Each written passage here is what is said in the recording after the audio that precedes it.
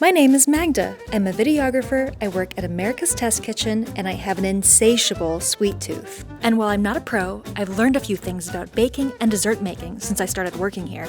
Show-stopping confections may look intimidating, but if I can do it, anyone can. So let's do this together and make some dessert.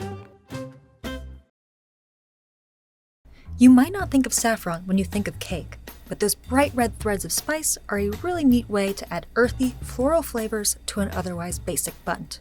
Add turmeric for its complexity and bright yellow color, a splash of orange juice and its zest for a punch of citrus, and a tangy orange glaze to crown the whole thing. It's such a grown-up way to eat dessert, and I can't wait to show you how I've learned to make it. As you can see, I've got my saffron and my turmeric all ready to go, and in order to make the most of these two spices, I'm going to let them bloom in some hot water. So first, I've got just a pinch of turmeric, about 1/8 of a teaspoon. As a coloring agent, it's pretty powerful. I have the yellow kitchen towels to prove it. Next, a 1/2 teaspoon of crumbled saffron threads, and I'm using a 2-cup measuring cup here. Now just a tablespoon of boiling water to the turmeric and saffron. Blooming makes the saffron super pronounced in this cake, which makes me feel like I'm getting a little more bang for my buck. Time for the orange part of this orange cake. I need 4 teaspoons grated orange zest and 2 tablespoons of juice. Using my rasp style grater here to produce nice long threads of zest.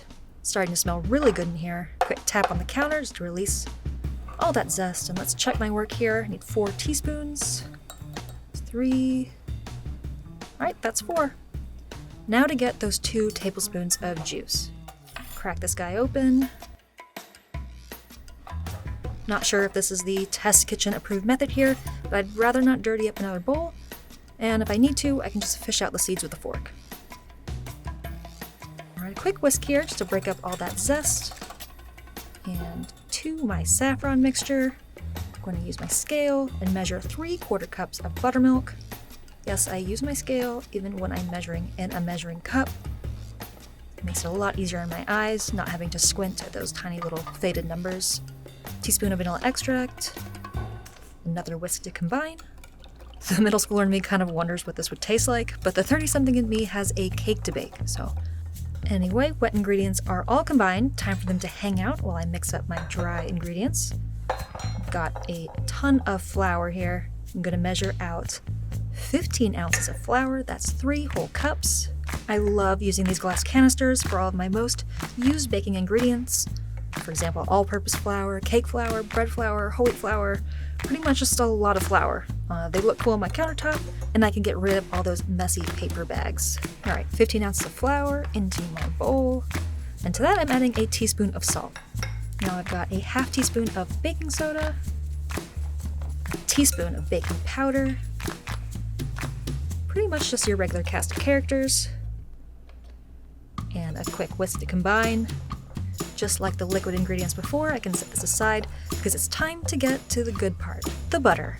And there's a lot of it. 18 tablespoons of softened unsalted butter to be exact, but this is a pretty big cake, and there are a lot of servings to go around. I'm also going to switch out my whisk for my paddle attachment. And now to my empty bowl, I'm adding 14 ounces or 2 cups of granulated sugar. And now I'm out of sugar, so I really better not mess this up. Into the bowl goes my butter. Turn this on to medium-high speed. And I'll let this beat until the sugar and the butter go from grainy to pale and fluffy. While that's beating, in the meantime, I can crack my 3 large eggs and separate 1 egg yolk. I'm doing this in a separate bowl because I'm going to add the eggs and the yolk one at a time while the mixer is running. If any eggshells get into the butter and sugar at this point, I'm just gonna have to eat them because I'm definitely not going to see them. All right, just separating that last egg. So that's 3 whole eggs and 1 egg yolk. Wipe off my hands. Now time to check back in on my fluffy butter and sugar. And now back on medium-high. And into the bowl go my eggs, one at a time. And I make sure to let every egg incorporate before I move on to the next one. All right, that's it for the eggs. Now it's time to bring back both my flour and my saffron mixtures. But before I move forward, I just want to check for any streaks or pockets of egg or sugar that the paddle might have missed. Back on low speed this time. And in my head, I'm going to eyeball my flour mixture into thirds. So first, I'm adding 1/3 of the flour mixture to the mixer bowl, followed by half of my saffron buttermilk mixture. I'm going to let the two incorporate completely before I add another third of the flour mixture. Now, the remaining half of my saffron buttermilk mixture, this is looking so bright and yellow. Finally, last third of flour. So essentially, I started with flour and ended with flour in 3 additions. I'll let this mixture go for another 30 seconds, but I want to give it its final stir by hand. I actually like to stop the mixture when there's a few streaks of flour remaining. That prevents me from overbeating my bundt batter. Give it a final fold, checking to make sure any dry flour isn't remaining at the bottom.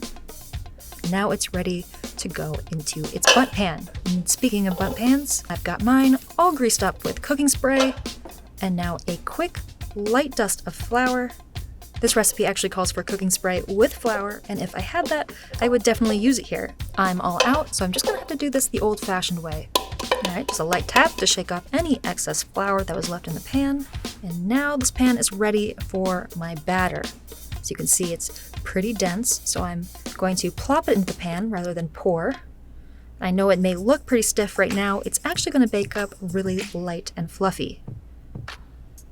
It's a deceptively light cake, I promise. Alright, I'm going to smooth the top. I'm really going to help this cake bake evenly. And when I put it on the cake platter, it's going to lie nice and flat. I'm going to drop this cake in a 350-degree oven on the lower middle rack. It's going to take about 50 to 55 minutes. I'm also going to rotate the pan halfway through baking. About 55 minutes later, the top is golden brown. I can tell that the cake has started to pull away from the sides of the pan. I'm going to set it on a wire rack and let it cool for 10 minutes. And I'll be careful not to let it cool any longer than that. Otherwise, the cake might stick to the pan when I try to turn it out. One quick deep breath. Well, that didn't work out.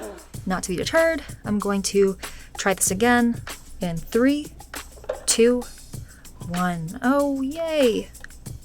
Big reveal. Wow, that's a pretty beautiful bundt if I'm being honest. Alright, this cake needs to cool for at least 2 hours before I can glaze and serve.